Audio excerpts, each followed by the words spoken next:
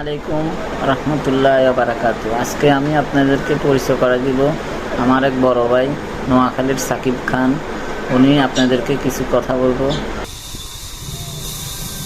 Hello guys, যারা আমার রাহেন ভাইয়ের এই মোবাইল থেকে আমাকে দেখছেন, আপনারা হয়তো আমাকে চেনেন না। আমার ইউটিউবে গিয়ে নোয়াখালী সাকিব খান গিয়ে চান্স দিলে আমাকে পাবেন। আমি নোয়াখালী সাকিব খান এক নামে পরিচিত সারা বাংলাদেশে। এখন রাহেন ভাইয়ের অনুরোধে একটা সাকিব খানের কণ্ঠে কথা বলতে যাচ্ছি।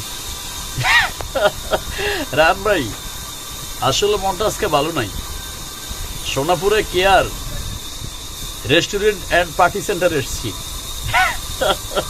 তারপরে চলে আসছি আমার ভাইয়ের দোকানে, সোহেল খানের দোকানে। সোহেল ভাই অতি আগ্রহ দেখিয়েছেন, আর দেখানোর পরে ওনার দোকানে বসে একটু ড্রিঙ্কস করলাম। এখন গোয়িং টু দ্য হাউস। আবে তবে ড্রিঙ্কস নো ভাইয়া, উল্টা পাল্টা নো। আরে ভাইয়া ড্রিঙ্কস মানে হানি হানি ও। বাউরে বাউ কি লাগাই দিছে রে ভাই, কইতামে না